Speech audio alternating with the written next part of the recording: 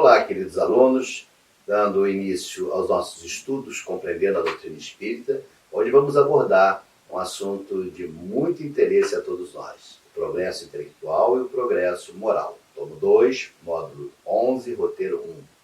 Será que tem alguma coisa a ver? Progresso moral com progresso intelectual?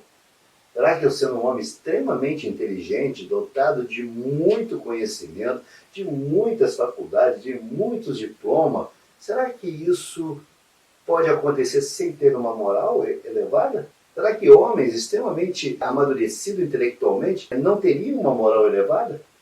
Será? Essa é uma das grandes questões que a doutrina vai nos apresentar e vai nos mostrar. E muitas das vezes defrontamos com lideranças, com cientistas, com homens proeminentes, de elevada intelectualidade, mas de baixa, de parca moral, o que acaba destruindo todo o seu trabalho, quando não, levando a humanidade à destruição, a sofrimento, à angústia, por culpa exclusiva desses seres que adquiriram uma elevada intelectualidade, mas fizeram muito mau uso dessa intelectualidade. Então, qual a definição de progresso? Progresso é um conjunto das mudanças ocorridas no curso do tempo, evolução. Isso é progresso. Então, todas as mudanças que acabam ocorrendo, que vão sendo elaboradas no cadinho da humanidade, elas vão realizando movimentos sempre para frente. Progresso. Nenhuma mudança, nenhuma transformação, nenhuma revolução acontece de repente, do nada. Tudo tem uma causa, tudo tem uma razão, tudo tem um movimento que vai se elaborando lentamente, algumas vezes imperceptíveis, e que vai desaguar numa revolução, que vai desaguar em um progresso. A lei do progresso é inexorável. O homem não pode conservar-se indefinidamente na ignorância, porque tem de atingir a finalidade que a providência lhe assinou. Ele se instrui pela força das coisas. Então, por mais que o homem queira resistir ao progresso, não há como. Ainda que ele utilize todas as suas forças, que ele coloque todo o seu conhecimento intelectual a serviço de barrar o progresso, não há como ocorrer isso. Eu costumo dizer que o progresso é aquela coceirinha que vai incomodando, vai agitando, vai mexendo num grupo aqui, outro grupo acolá, e vai fazendo ideias sendo brotadas, sendo discutidas, sendo fermentada até que eclode. Isso o homem não tem como conter. Isso, por mais que o homem tente aprisionar grupos, pessoas, entidades, ele não consegue conter. Num dado momento, esse aprisionamento de pessoas, de entidades, de seres, há de eclodir. Há uma força irresistível, uma força inexorável que vai forçar o progresso a ocorrer. Então, as revoluções morais, como as revoluções sociais, se infiltram nas ideias pouco a pouco. Germinam durante séculos, depois irrompem subitamente e produzem o desmoronamento do caranchoso edifício do passado, que deixou de estar em harmonia com as necessidades novas e com as novas aspirações. Então, todo esse progresso que o homem já experimentou não ocorreu do nada, de repente. Existe uma razão. A Revolução Francesa, ela é o marco das modificações, é o marco para que as liberdades sejam discutidas. Mas elas começaram ali? Não. Elas começaram muito antes, séculos antes, do inconformismo de pessoas intelectualizadas que diziam não a determinados grupos, a determinados poderes, em especial da igreja, da realeza, que continham a população, que traziam sofrimento à população. E isso vai alimentando um movimento de o indivíduo ficar incomodado, até que a revolução vai eclodir. Por isso eu costumo dizer que alguns reclamam, não, mas isso vai demorar muito. Eu não discuto tempo, eu digo que vai ocorrer. Então, quando a gente fala, principalmente no nosso país, que precisa isso, precisa aquilo, tudo tem seu tempo. Nós temos o hábito de comparar a nossa nação com outras nações já muito mais adiantada, esquecendo de olhar na régua do tempo que essas nações, primeiro, têm uma vivência muito maior, têm uma história de sofrimento muito grande, têm uma história de guerras e revoluções enormes que foram produzidos por estado de incomodação daqueles seres que disseram não àqueles comportamentos e hoje gozam dos benefícios do progresso, da revolução. E isso irá acontecer com o nosso país, com nossa nação, indiscutivelmente, porque esse elemento, essa coceirinha que nos incomoda, que nos faz resistir, que diz não a determinadas atitudes, comportamentos, quer governamentais, quer sociais, né, vai fazer com que o país evolua e progrida. Tudo é uma questão de tempo. Eu não sei te dizer quanto tempo leva, mas a regra é o tempo. Sabemos também que a natureza não dá saltos. Então essas mudanças não ocorrem num estalar de dedos. Simplesmente são ideias que vão sendo amadurecidas, vão trazendo um incômodo a um determinado grupo, até que eles começam a fomentar e difundir essas ideias. As transformações vêm a seguir, porém não sabemos precisar o tempo. Quando falamos também na mudança do nosso planeta de provas e expiações para a regeneração, também não vai ser no estalar de dedos, tira toda a população e agora vamos colocar uma nova população mais amadurecida. Não é assim que ocorre. São justamente o quê? Mudanças progressivas. Grupos sendo encarnados com uma ideia mais evoluída, com uma moral mais evoluída, difundindo esses sentimentos entre os povos. E aí sim, trazendo uma moralidade ao conjunto. Então, o atual progresso alcançado pela humanidade representa um esforço evolutivo de milênios, da sensação à irritabilidade, da irritabilidade ao instinto, do instinto à inteligência e da inteligência ao discernimento. Séculos e séculos correram incessantes. A evolução é fruto do tempo infinito. Desta feita, o progresso moral ou intelectual é sempre cumulativo, comprovando o que Darwin nos falava: a natureza não dá saltos.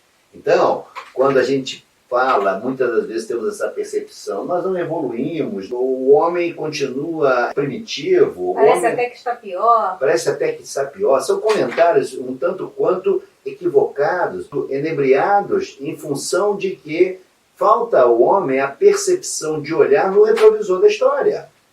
Eu não me sinto um ser não evoluído, porque quando eu me olho no retrovisor da história e me vejo numa caverna, segurando uma clava e arrastando mulheres pelo cabelo e caçando, matando, sem qualquer regramento ou qualquer sentido moral, e hoje eu me vejo negando tudo isso, dizendo que jamais farei, eu vejo o progresso. E eu vejo o progresso em muitos grupos. A humanidade amadureceu? Sim, a humanidade amadureceu. A humanidade evoluiu? Sim, a humanidade evoluiu. Dizer o contrário disso é negar toda essa história que nos é apresentada.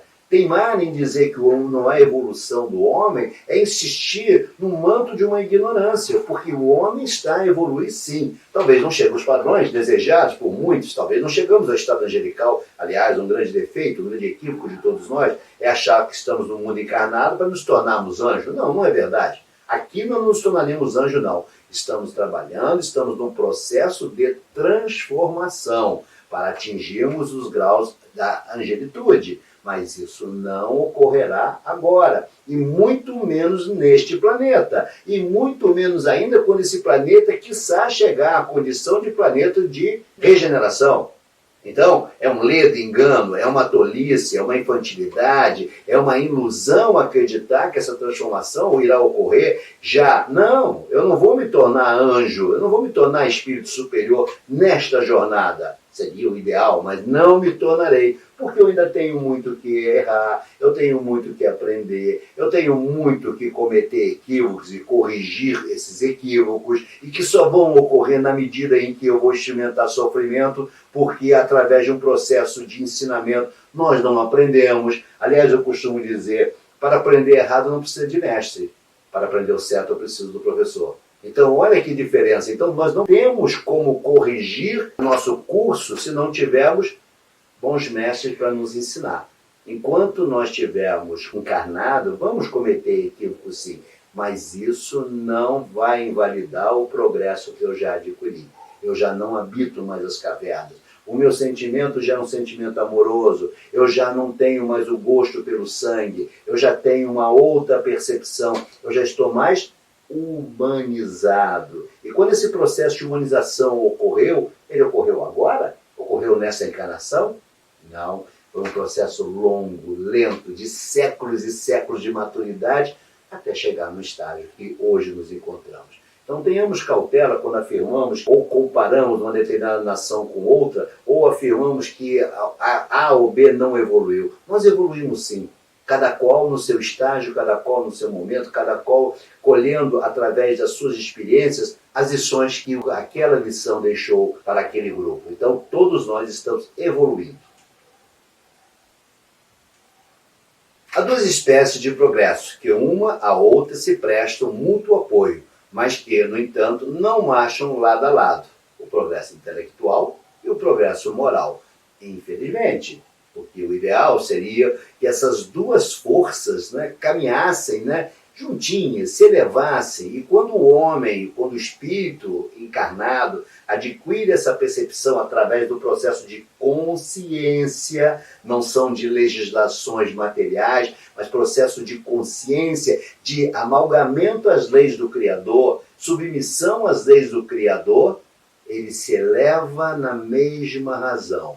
E quando ele se eleva na mesma razão, ele se torna um espírito depurado, um espírito modelo, um espírito exemplo, um espírito luz, um espírito farol para todos nós. Então o progresso moral acompanha sempre o progresso intelectual, decorre deste, mas nem sempre o segue imediatamente. Então o que ele está nos dizendo na questão 780? O progresso moral ele é uma consequência do intelectual? Em via de regra, sim, porque quanto mais intelectualizado eu estou, note, em regra, quanto mais intelectualizado eu estou, quanto maior conhecimento eu tenho, mais afastado da ignorância eu me encontro, mais elevado eu me encontro. Portanto, eu consigo elevar o meu padrão moral. Mas isso é uma regra? Não, não é uma regra. Muitos se elevam intelectualmente, mas não conseguem se elevar moralmente. Querem um exemplo do que eu estou dizendo a vocês? Hitler era um homem inteligente? Não podem negar. Não vamos julgar os defeitos morais dele. Mas era um homem inteligente? Sim, um homem inteligente. Mas moralmente era elevado? Não, não era moralmente elevado. Outro exemplo, Calígula era um homem inteligente? Sim, era um homem inteligente. Mas moralmente elevado? Não, não era moralmente elevado. E aí nós vamos encontrar diversos expoentes pela história fora, homens extremamente inteligentes e que não se elevaram moralmente. Muito pelo contrário, decaíram da sua moral, se tornaram bárbaros, se tornaram sanguinários. Exemplo disso, Napoleão é outro exemplo, que trouxe progressos fantásticos nas leis trabalhistas, nas leis sociais, mas, no entanto, quando conquistador, jogou toda essa intelectualidade fora para se tornar um bárbaro e destruir, e se tornou sanguinário.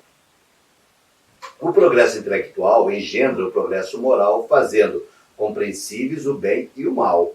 O homem, desde então, pode escolher. O desenvolvimento do livre-arbítrio acompanha o da inteligência e aumenta a responsabilidade dos atos. Então, o fato de eu ser um homem instruído, de eu ter adquirido intelectualidade, também acarreta para o meu ser responsabilidade. Por quê? Porque no momento que eu ganho a luz da razão, que eu tenho a compreensão através do desenvolvimento da inteligência, eu efetivamente também ganho, associado a isso, a minha responsabilidade. E me será cobrado tudo aquilo que eu faço contrário aos talentos que eu conquistei ou aos talentos que eu recebi. Então, ao homem intelectualizado, lhe será cobrado o que ele faz com essa intelectualidade dele. Sim, e aí nós vamos compreender, e é por isso que reiteradamente eu tenho dito para vocês, sejamos misericordiosos para com os nossos irmãos, sejamos benevolentes para com os nossos irmãos, mas a pena não cabe nesses casos. E que caso eu estou falando?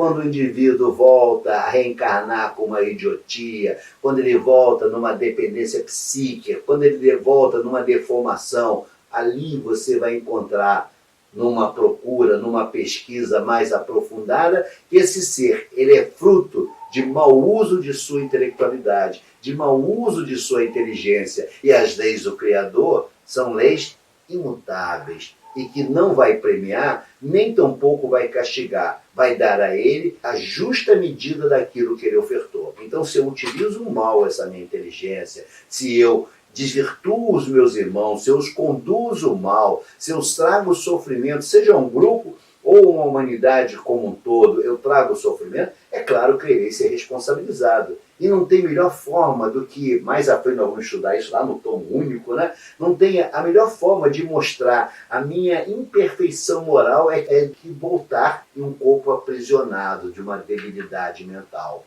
onde o meu espírito inteligentíssimo, com todos os talentos atribuídos à inteligência, volta num corpo debilitado. Volta num corpo que não consegue estabelecer através da razão, não consegue se determinar. É, no direito, chamado inimputável. Mas a alma, o espírito, esse não é inimputável. Ele sabe e percebe todo esse aprisionamento, todo esse sofrimento, fruto do mau uso de sua inteligência. Então, cada existência é, assim, um passo avante no caminho do progresso.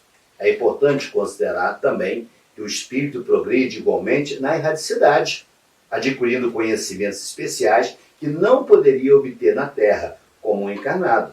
O estado corporal, o espiritual, constitui a fonte de dois gêneros de progresso, pelos quais o espírito tem de passar alternadamente nas existências peculiares a cada um dos dois mundos. Então, na erradicidade, como muitos pensam, coloque suas lápides, descanso eterno. É verdade? Claro que não. Ali inicia o nosso verdadeiro trabalho. Nós vamos continuar trabalhando, não há descanso na erradicidade. Muito ao contrário, nós vamos ali adquirir, seremos forçados a adquirir conhecimento, teremos que passar por instruções, teremos que receber orientações para depois, quando já adquiriu um certo conhecimento, voltarmos à Terra, volvermos à Terra, já com uma bagagem um pouquinho maior de compreensão daquilo que foram meus equívocos quando aqui estive, corrigindo aqueles defeitos e preparado para a nova missão que recebemos. Existe uma escola iniciática do passado, chamada Mitras, que nos fala muito bem sobre essa questão do preparo da alma para o retorno à Terra. Eu até convido vocês a conhecerem os mistérios de Mitra, porque os mistérios de Mitra vão nos narrar exatamente essa ideia de estar na erradicidade, receber orientação, voltar para o plano da Terra para praticar e desenvolver outros potenciais não desenvolvidos, retornar ao mundo espiritual, prestar conta disso e novamente voltar a estudar.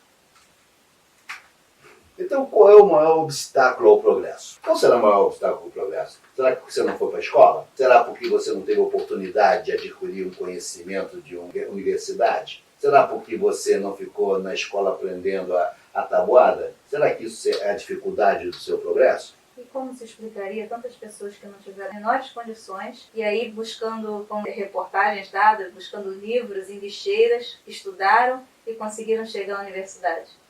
Então o obstáculo ao progresso não é isso? Eu acho que não, não é o econômico. Não é o econômico, E também não é o social. Não é o social, não é o intelectual. O que será então o maior obstáculo ao progresso? Olha aí que bonito que nos é dito na questão 785. Orgulho e o egoísmo. Refiro-me ao progresso moral, porquanto o intelectual se efetua sempre.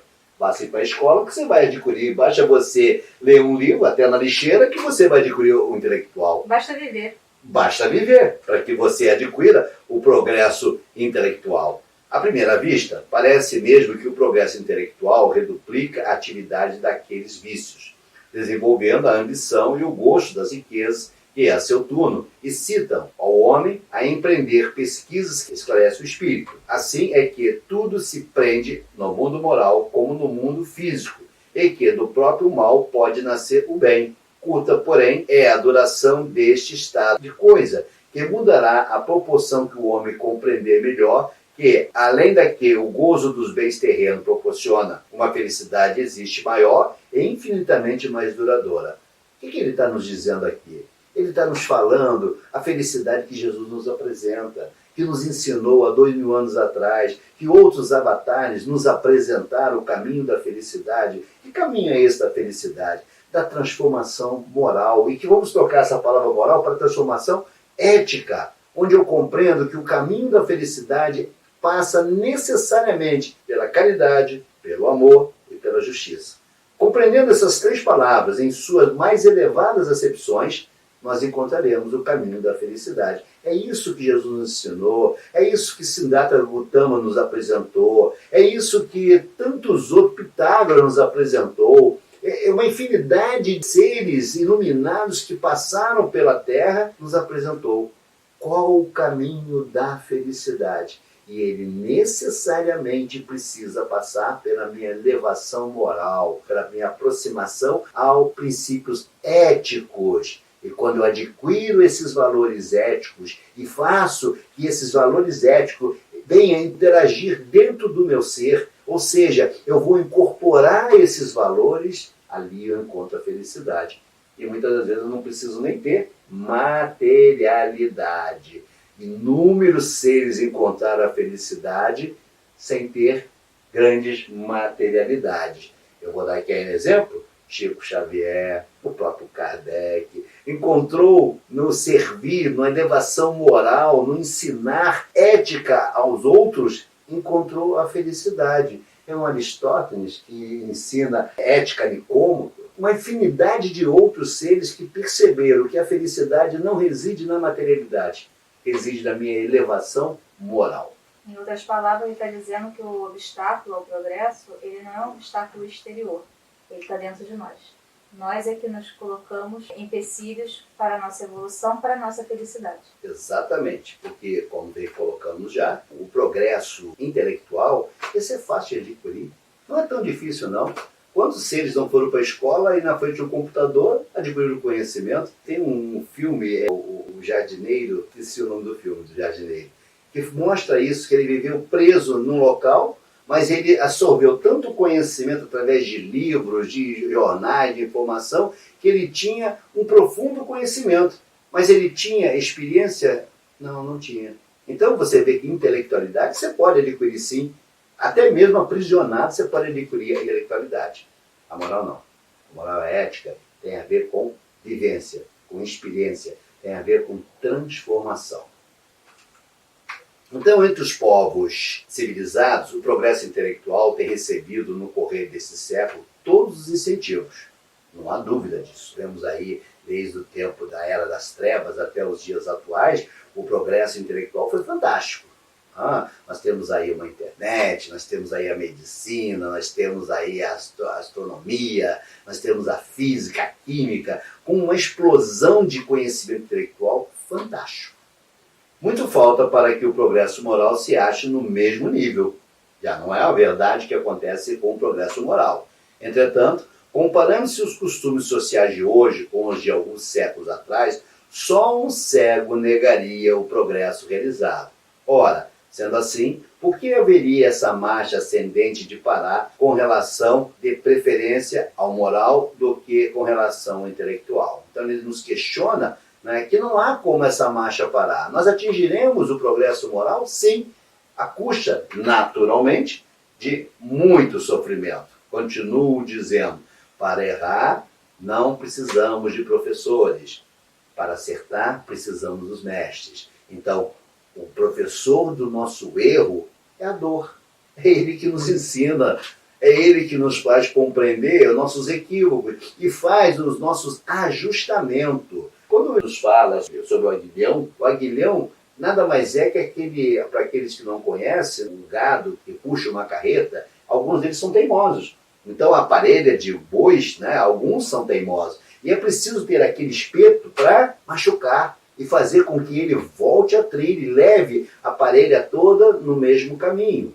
Então, imagina, numa parelha de 6, 10 bois, se algum deles resolver sair fora do caminho, né, o que vai acontecer com a carreta? A carreta vai se perder. E é por isso que existe o aguilhão. Então, Quando não tem um mestre a nos ensinar, é o aguilhão que vai nos espetar e vai fazer com que possamos corrigir na busca desse aperfeiçoamento, da busca dessa elevação.